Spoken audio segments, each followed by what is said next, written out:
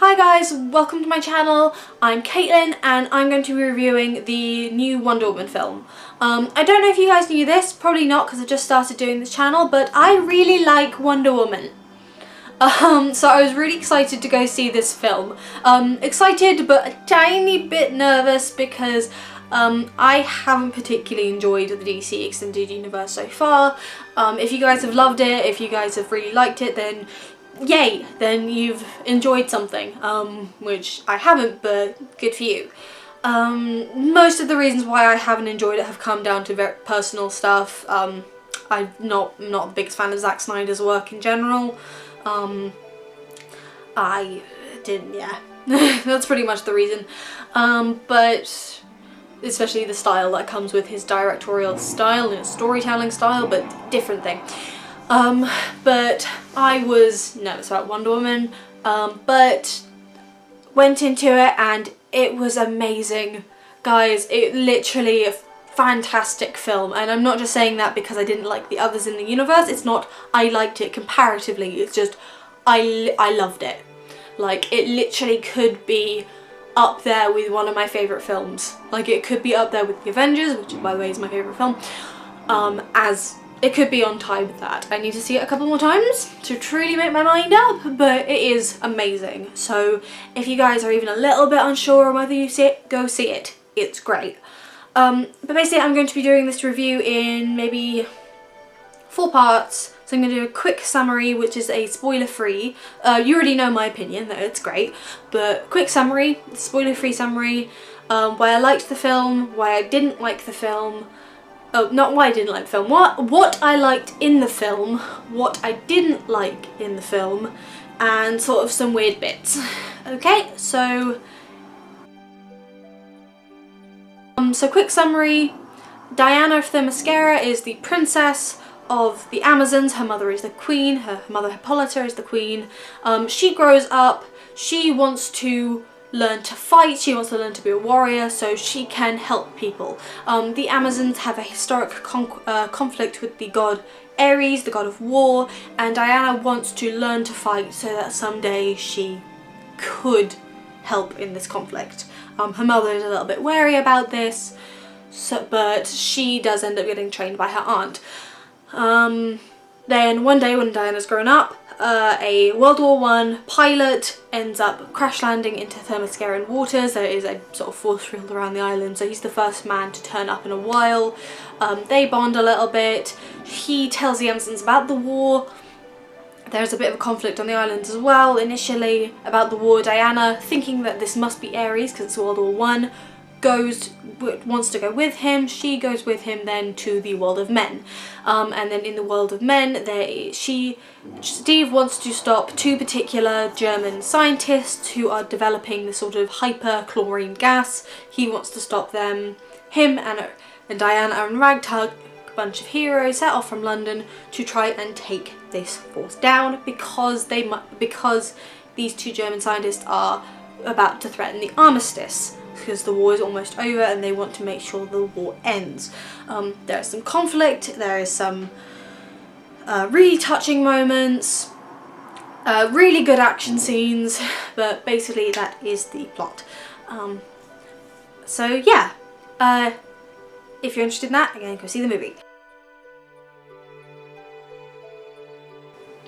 So now I'm going to talk about what I really liked in the film, and first and foremost, I really liked Gal Gadot as Wonder Woman.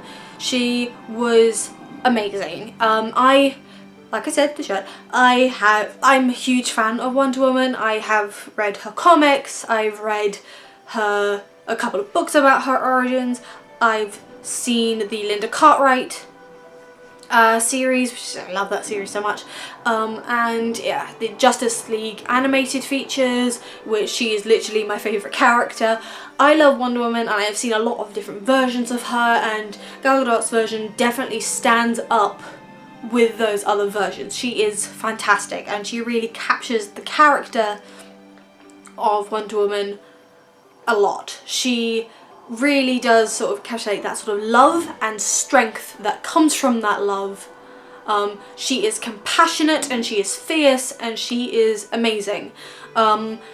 I really liked the portrayal of the Amazons on the island. It very much stands up to the portrayal of the comics, at least the good portrayals of them in the comics. There's some dodgy ones, but let's not think about them. They are amazing. I love the fact that most of the Amazons were, I think someone worked out, and the average age of the Amazons on Themyscira was about 44, which I loved that. I loved that there were different ages of Amazons, and it was just really good to see that. There was also, it wasn't just an island of white women, which was nice as well. And it was just, I liked the portrayal of Themyscira. I thought it was really strong, and it just sort of, it showed it to be a place where Diana could have learned to be as strong and compassionate as she was. So I really enjoyed that. I really liked the action scenes and some quieter scenes. I think Patty Jenkins did an amazing job of directing this. She was absolutely the right choice.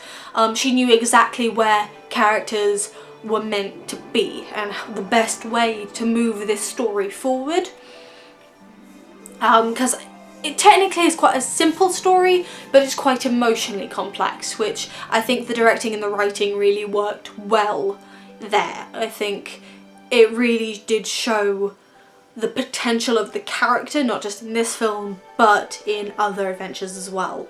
And literally there's a scene where where Diana is crossing no man's land, and literally she just sort of, because she wants to, they're in the trenches and she wants to help people, and Steve Trevor, who is the pilot, Steve Trevor, who again, character from the very early comics, he wants to just get on with the mission, and he's in the trenches, he's used to this carnage, and he's like, Diana, we can't help everyone, we just have to get on with it. And she's like, well, that's fine, but I'm gonna go do this. And she literally just appears in her full Wonder Woman costume, and literally, like, I think I might have cried out of pure emotional awesomeness. Like, it was just, oh, it was beautiful. Like, it just, oh, I loved it so much. I thought the general conflict is just amazing. I thought the complex portrayal of villainy, because there is no, so Ares is sort of a villain, but the real villainy is sort of human conflict, and Diana having to become, not okay with it, but having to realise that there isn't just one clear-cut villain, and being a hero in the outside world from Themyscira is complicated, and it doesn't make her any less loving, and it doesn't really make her cynical. It just makes her want to do good more, and that's just really good. Like, it was lovely to see a superhero, especially a superhero film, especially a woman-led superhero film, which wasn't cynical and was just so hopeful going forward. And oh, I loved it. I loved it, guys. But just saying that, even things you love, you can still find the things that could have been better, at least in my opinion. So these are the things that I didn't like so much about the film. First thing, I could have done with less of the, ooh, you're a man, that's weird, ooh, penis joke.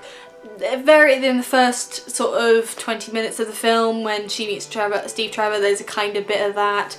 The fish out of water stuff is not so bad. It's not as bad as I thought it was going to be. They did sort of, it was there. Not my favourite elements of the film. And they could have, but to be fair to them, they did get rid of that pretty quickly. They did move on pretty sharpish to the actual plot, which I appreciated. But still was there initially, and there were some lines which I didn't quite like. Yeah, there was a penis joke. Could have done without it. Secondly, there is a thing which I don't like in a lot of media, where Hippolyta is concealing an element of Diana's destiny and heritage from her, and even though she knows full well that Diana is going to go do the thing, she still keeps trying to stop her from doing the thing and withholds information to stop her doing the thing. And I hate that in films. I like literally just tell the person what they need to know so they can just get on with it. Don't, oh, I know it's meant to be a plot twist for the audience, but just tell the person, honestly. Could have done without that. Leading on from that, and this is purely personal preference, and it actually ties, and it's not the film's fault exactly, it ties into some of the comic book nature of the film, and which overall the film is very loyal to comics. It's just very loyal to some comics which I could have, aren't my favourite comics. The origins of Themyscira and Diana's origins, which again, massive spoiler, in this she is the daughter of Zeus. Her mother initially told her that she was sculpted from clay, which was the original Wonder Woman origin, but in this she is a demigod, she is the daughter of Zeus, which is loyal to the comics as per the New 52 origins of Diana. That's not my favourite version, but that's not really the film's fault, it's just a personal preference of mine. Yeah, that could have also used more women in the film. Obviously you have the first 15 minutes which is on Themyscira, so it's nearly entirely women, which is great. And then you do meet Etta Candy, which the representation of her is good, especially considering Etta's quite a hard character to get right. She can be quite embarrassing sometimes. But when the ragtag bunch of hero stuff happens, it is a bit Smurfette principle with Diana. Diana is the sole woman in that group, and I could have done with more women. Yeah, I could have done with more women in that group, especially because in the new Justice League movie that's coming out, Diana will again be the only woman, and I'm getting a little bit sick of the Smurfette principle in superhero films, but again, that's just personal opinion. Yeah, so that's sort of how I would prefer some different things in that section, but what can you do? But yeah, now leading on to the weird stuff. And again, weird stuff, these are both good and bad, just weird things I found with the film, which it was just sort of a tiny bit distracting for various reasons. So the first one is that, spoiler, massive spoiler, is that Ares is portrayed by David Thewlis. Now, David Thewlis is, initially he just seems like a upper class and upper authority British man, obviously in the war. There's some red herring Germans who you think is Ares at least first, but as soon as David Thewlis popped up I was like, oh, it's Ares. Yeah. And he is Ares, and the thing is with him is that he's really good at being sort of menacing and British and sort of like, oh, I'm doing what's right and this is the thing. But he has a very pronounced handlebar moustache, and he has this as the sort of upper class British man, but he also has it as the general god of war, and like, you see a flashback to him fighting and being injured in ancient Greece, and he still has the handlebar moustache. And then later on, he gets on the full Ares God of War armor, which again is very loyal to the comics, but he basically creates a hole with his eyes so you can see out, and you still see the little handlebar moustache like poking out, and it's really distracting. That's really distracting. The handlebar moustache is distracting. That, and with him that characters named Steve, played by men named Chris, should not be allowed in planes. Bad things happen to them. That's all I'll say on that. So that's basically my opinion on Wonder Woman. It's absolutely fantastic. Go see it. It is amazing. I'm going to be doing a more classics focused review of the ancient Greek aspects of it, but that will be on my other channel, The Classics Corner, so I will link that below. Thanks for listening. I'll be uploading again soon, and I will see you then. Okay, if you like this video, please like, share and subscribe, and make sure to click the little notifications button so you don't miss a video. Okay, bye guys!